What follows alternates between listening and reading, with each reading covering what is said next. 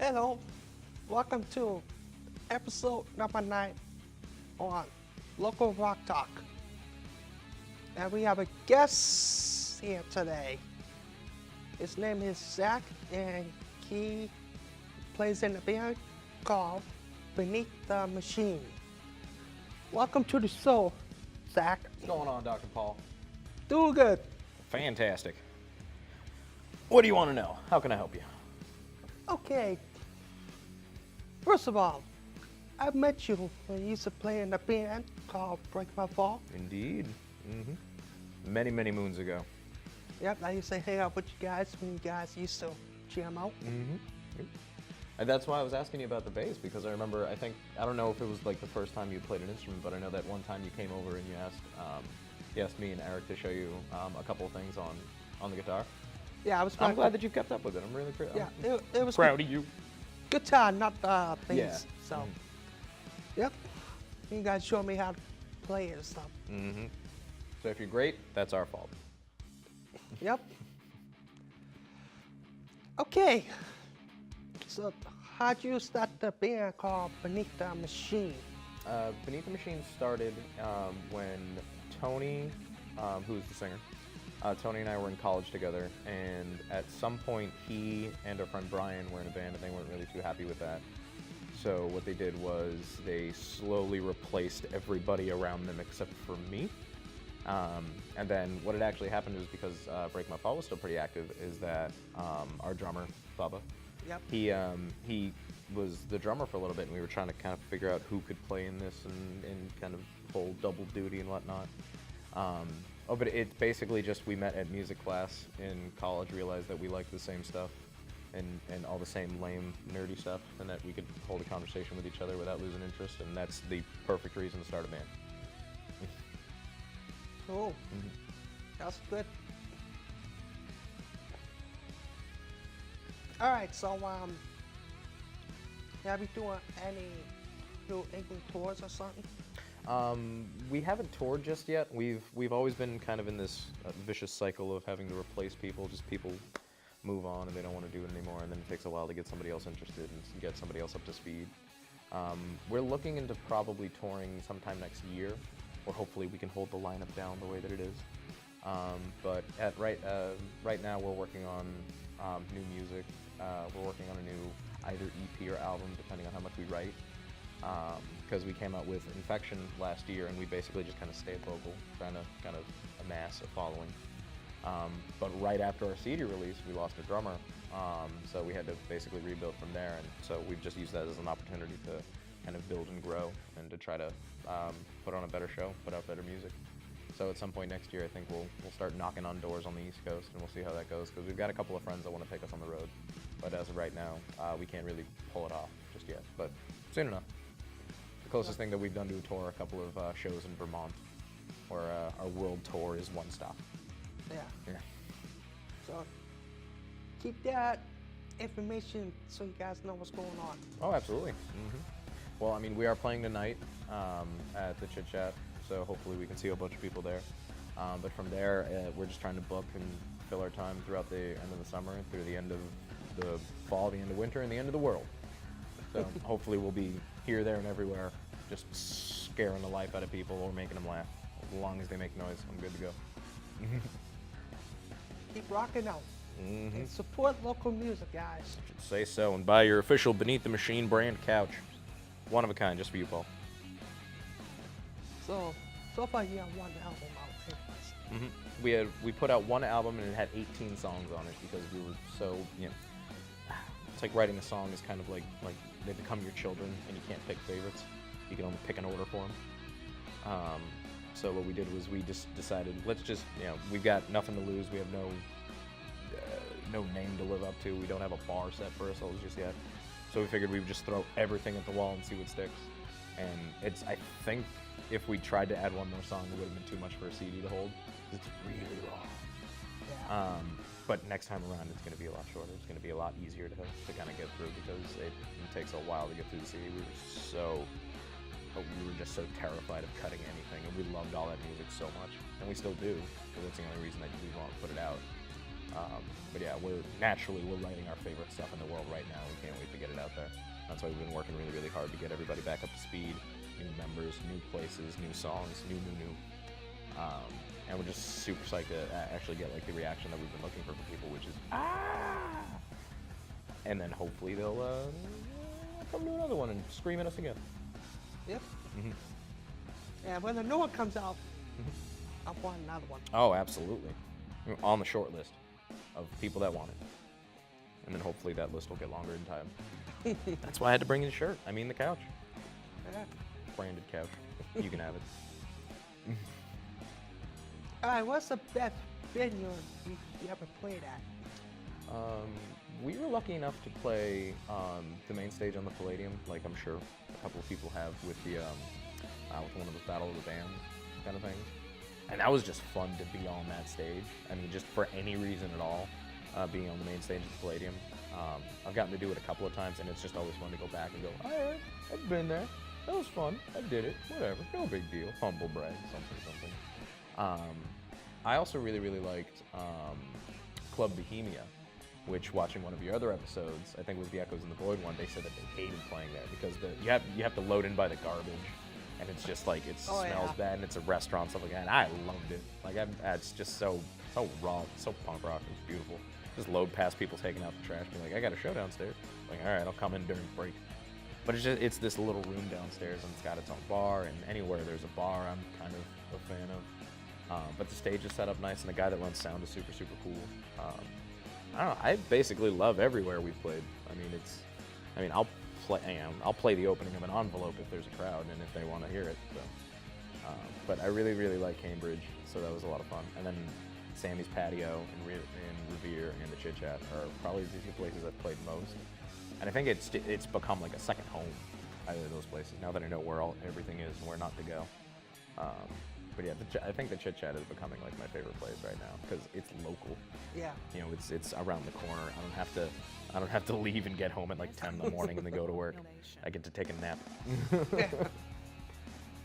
And I saw your band playing at the outdoor event a couple years ago. We with did. the stage outside at the. Oh yeah, Rock the Block. Yeah, Rock the Oh Block. yeah, at the Clatta. Oh, that was Yeah. fantastic. One of my favorite bands played there. They opened that stage, Deranged Youth. Oh my God, they came out with a record a little while ago. I loved it. If you don't know about Deranged Youth, look them up. But they opened the show out there, and that stage was so fantastic. I got a video of me. I tried to have my friends record the set, and what was really funny is that the guitar that I used, it was a Telecaster, and the way that I set it up was that instead of having like pickup selector, I just kind of kill the volume, so if I flick the switch up, it just turns it off. And I realized that while I was headbanging, my hair flicked the switch and just killed it right in the middle of it, and I couldn't figure it out for the longest time. So right at the end of that video, I just throw my guitar down like an upset child, just, me, it's broken, I want a new one. It's all because of my dumb hair, and I can actually, use it to manipulate my environment. Should be a superhero. Yeah, Look for because that comic feel. like day before the Rock the Block, I was there with Jim the barber when they setting up the stage Oh, and yeah. all that stuff. Because it was inside and outside, right? Yeah. Yeah, because I think, was it 3 stages? I think it was 2. It was 2? Yeah, okay. Because I remember the other time that I'd been to the Clatta, I think it was to see, Found Piece, or maybe, I remember my friend Cody's band was playing, and there were a bunch of people there, but it was upstairs and downstairs, and those 2 stages were incredible. Those were a lot of fun. Yeah, like the Clatta is super, super cool. I'd love to play there more often. I'd love to play anywhere more often. Oh, yeah, that's how I saw your band there then. Yeah. At the Rock the Yeah, Block. because we were outside. Oh my God, that was really, really fun. I think that might have been my favorite place to have played, because that stage was just so cool. Yeah. And also just like wearing corpse paint in the middle of the day. It was just, beautiful. It's fantastic. I loved it. It was true black. It was true cult. It was true black metal. It was wonderful. I loved it. I sweated it all off and it got in my eyes. All right. So far, how many members you have in Noise? Currently between 2 and 7. It 2 and fluctuates. 7? Well, right now we have a drummer, 2 guitarists, a bassist, a vocalist, and possibly another vocalist. We might be trying that out. We've had great success at the past couple of shows, having our hopefully new permanent singer as well. Um, yeah, we initially started as a 6-piece, and we've basically been trying to work our way back up to that. Just there's so many more there's so much music possibility that you can do, that you have with multiple members. So if there's 2 guitarists and there's the bass and the drums and there's 2 vocalists, you can basically all just kind of run in a different direction. As long as like you kind of pair up with your buddy in the band, it's gonna be a lot of fun. I hope everything works out. I hope everybody stays for a while. Yeah. I mean, I've gotten real good at replacing people, but I don't want to anymore because I'm running out of friends. Well, keep on rocking. That's all that matters. I appreciate it. Yep. All right, cool. All right, let me think here. Oh, the fan base. How good is your fan base for the music page? Lucky for us, our fan base is starting to grow, whereas most of the time if you start your band, you just try to get like your friends and your family to come check you out. But over the last couple of gigs, one specifically the Chit Chat and then one up at the Bungalow Bar and Grill up in New Hampshire, we've actually had people that were interested in our music who hadn't heard us before, which is obviously what you want. So it seems that we've made enough of an impact in small pockets that people will actually recognize us and remember us, which is the entire goal. Because most of the time I feel like you do music because you love it. The reason that I get out of work super late and I go to practice is because it's what makes the week worth getting through. Most of the time, if you take a job you love, you'll never get paid a day in your life. But so far, if it just stays this, I'm fine with that. I would like to take over the entire world. That'd be a lot of fun. I'd love to turn this into the full-time gig, but right now it's just, it's beautiful to start something just out of the pure enjoyment of doing it and seeing it take off and seeing other people react and enjoy it like that, like your show, because I'm a big fan of your show and I've seen all of your episodes and I'm a subscriber on YouTube, and everybody should be. Yeah. But it's like when you started this show, I mean, just talking to you before we started recording, you've got plans to make this bigger and better, and then, live acts, and you've recorded a couple of bands, and I'm sure by this time next year you're going to have taken off. I hope this is going to be the most popular show on the network, or of all time. I'll do what I can to help with that, and then you can bring me back, and then I can try to run my mouth a little bit more, and maybe make some press, Yep. All right, so that's good so far.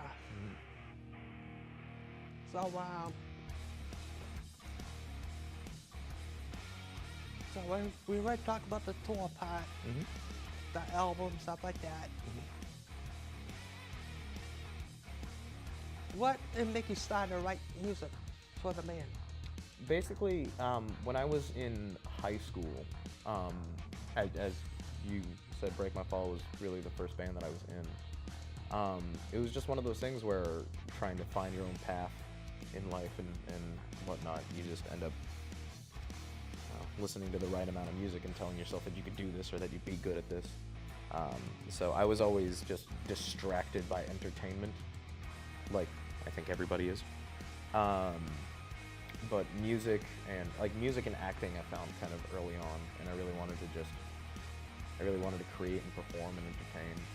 And so far I've been pretty bad at it, but I've gotten enough people into it that I can kind of pass off. It's one of those things where I basically just didn't know what else to do but write songs. I didn't know what else to do but to practice guitar and play music, because that's what became why I was excited to come home and get my homework done, or come home from work, or just occupy a night instead of just like playing video games or anything like that, or just sitting around. I really don't know what else to do besides play music. I mean, it's just become my entire life. It hasn't become my paycheck, which is kind of a bummer, because I've still got bills, but I'm having a good time. Okay.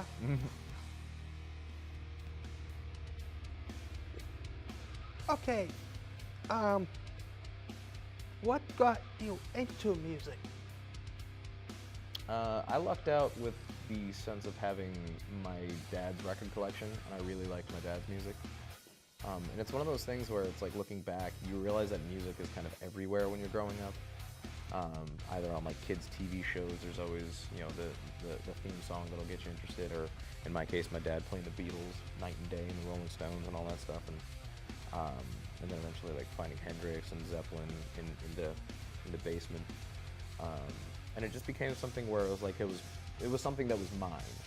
It was I think like Guitar Hero came out, and that was a game that I was super invested in, and I heard a bunch of music genres I'd never even considered could be a thing, and it was just one of those moments where it just clicked.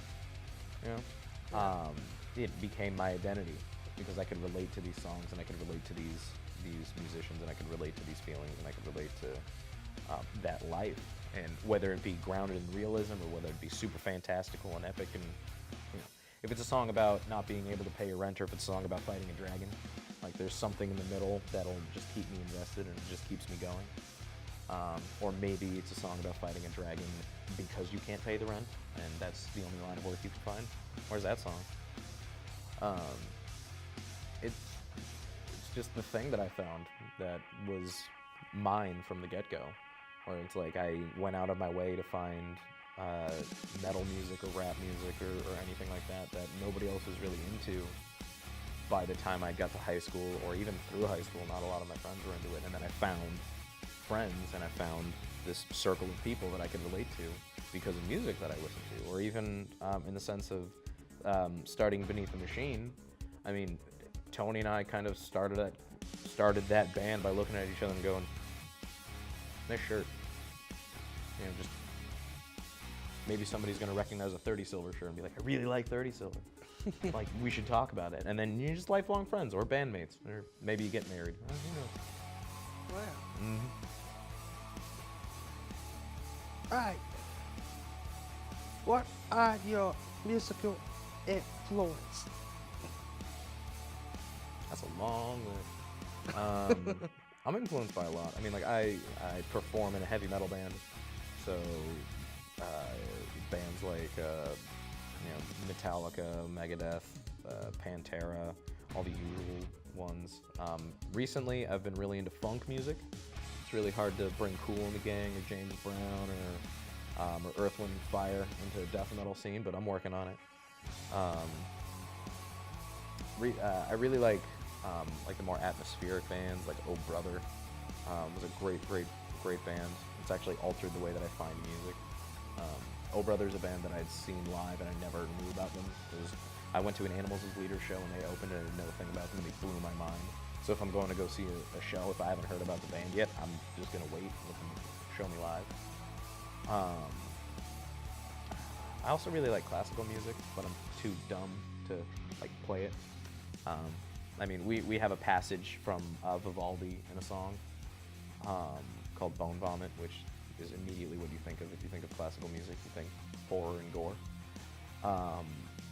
But again, I'm too dumb to play it, so I can't write it, so I can't put it in our music. But I mean, basically anything distorted, I'm a huge fan of. Like, I love distorted guitar. I mean, Converge or Dillinger Escape Plan or Meshuggah, or straight down to I don't know, like whatever Daft Punk does to their synthesizers. It's all roary and scary and stuff like that. And, just anything loud, anything obnoxious, I'm there for.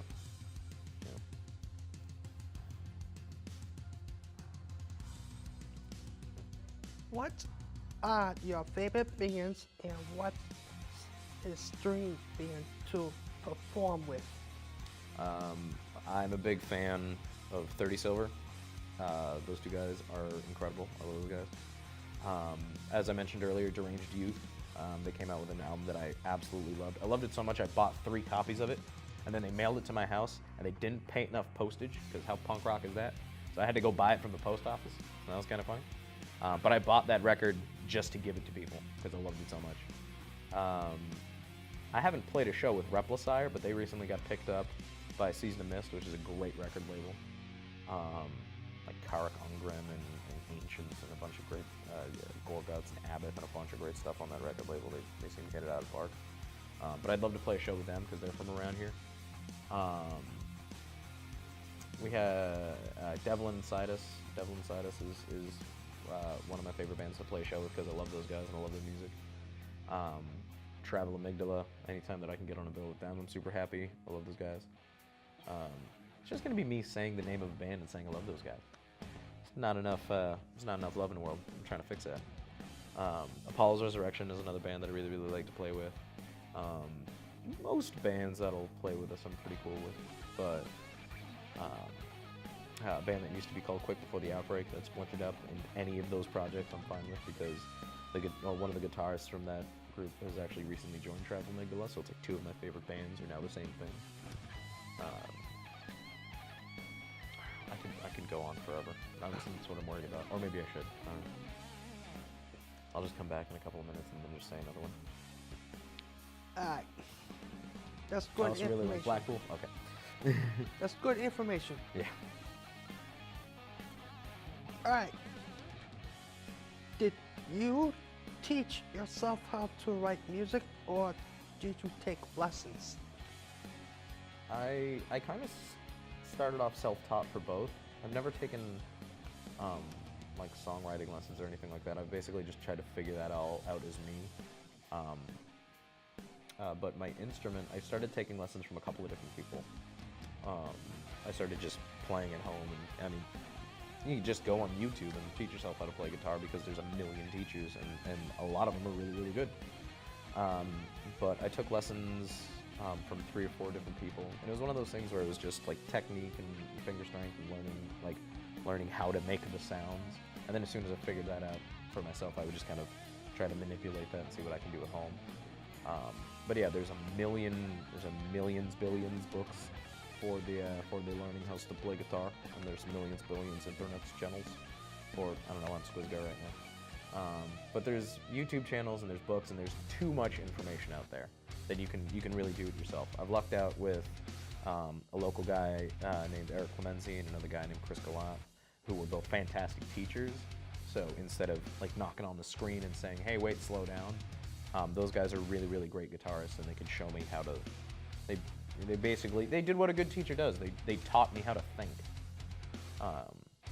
and they gave me the tools to better myself outside of the practice room. So it's one of those things where it's like if I'm not working on like a scale, or if I'm not working on like a technique and whatnot, I'm just like sitting at home, just like holding the instrument and just like kind of playing with it. It's because I have such crazy ADD most of the time. Unless I'm holding the instrument, I'm just trying to find one to play. You know, as you may have noticed. Yeah.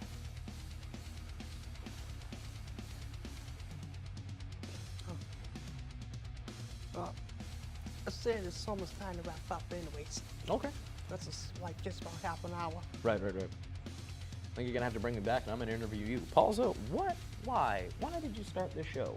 We need to talk about local rock. Why? I'm glad that you did it. That's not a question. I'm just glad that you did this. Yep. What's next in your future? I'm playing a band. I'm easy. I'm easy to figure out. What's next for the show? Well, still gotta try to get some more bands booked for the next dates I have. Mhm. So I'll probably need some help get some bands and stuff. Absolutely. If you know any around here. Oh, absolutely. Try to get on my friend's band. I'll try to get 30 Silver. I'll try to get like Found Peace. I'll try to get anybody that I can on this thing. Yeah. So they can talk about themselves, and then you can talk about them, and that's fun. And then hopefully you can get a couple of more viewers, a couple of subscribers if I could learn how to speak English. Sometimes Yeah. I forget and it gets embarrassing. Make sure if you have your own YouTube channel, you should add my link on it. So Absolutely. said subscribe to this channel. So far, I haven't missed an episode. I can't wait for the next one. Even though it's me. Yeah, and you're gonna be sharing that stuff. Oh, absolutely. And it's gonna be on Cable's channel 22. Cool, Cable cool. Bradford only. Okay. Not like New Hampshire or Lawrence, stuff like that. I'll have to find somebody's house. And plus it's gonna be online and stuff too. Oh, that'll be fun. Otherwise, I just have to knock on somebody's door in Bradford. Can I watch your TV? No, Kermit, get out of here. Oh, it's not easy being green. And then scamper off. Yeah. Mhm. So you have a nice shirt over there. I agree. You want to keep this one, though? I mean, it's your couch. So, I'm just sitting on it. I think you can keep this one. I'll keep this one. You can keep that one. And then you can also keep this one. Yeah. You That can sounds keep this, good. too. Yep. I'll keep this one. We established it? I already said that? Run out of time? Yep. Okay. But yeah, you can definitely keep this one. All right, so let me check out the shirt. Absolutely. You know what's gonna be the best part about this? You can just be clothed by all these wonderful acts. I like it. Looks good. Yep, looks It's gonna awesome. look good on you. You're gonna like the way you look. I guarantee it. Cool. Thanks for the shirt, brother. Absolutely. Thanks for having me over. No problem. That's it, guys. Thanks for watching.